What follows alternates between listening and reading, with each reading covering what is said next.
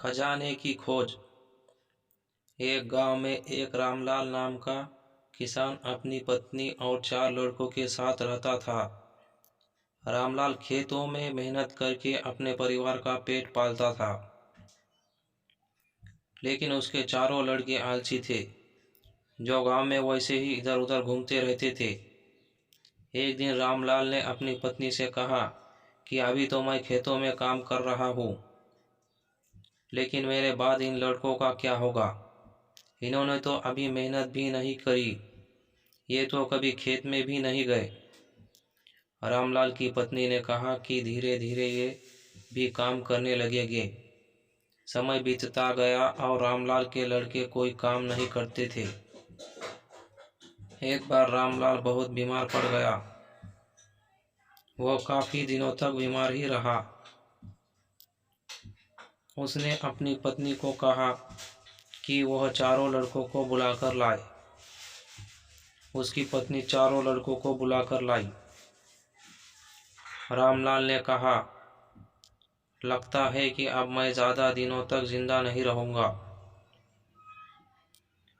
रामलाल को चिंता थी कि उसके जाने के बाद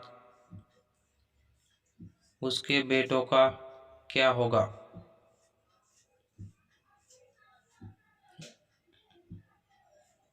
इसलिए उसने कहा, बेटो, मैंने अपने जीवन में जो भी कुछ कमाया है वो खजाना अपने खेतों के नीचे दबा रखा है।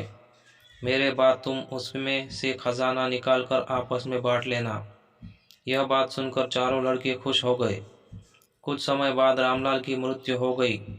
रामलाल की मृत्यु के बाद कुछ दिनों के बाद उसके लड़के खेत में दबा खजाना निकालने गए।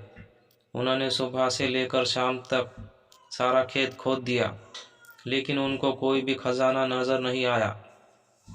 लड़के घर आकर अपनी माँ से बोले, माँ, पिताजी ने हमसे झूठ बोला था, उस खेत में हमें कोई खजाना नहीं मिला।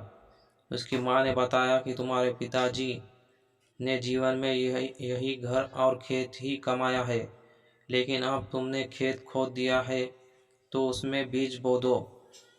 इसके बाद लड़कों ने बीज बोए और माँ के कहने के अनुसार उसमें पानी देते गए। कुछ समय बाद फसल पककर तैयार हो गई, जिसको बेचकर लड़कों को अच्छा मुनाफा हुआ, जिसे लेकर वह अपनी माँ के पास पहुँचे।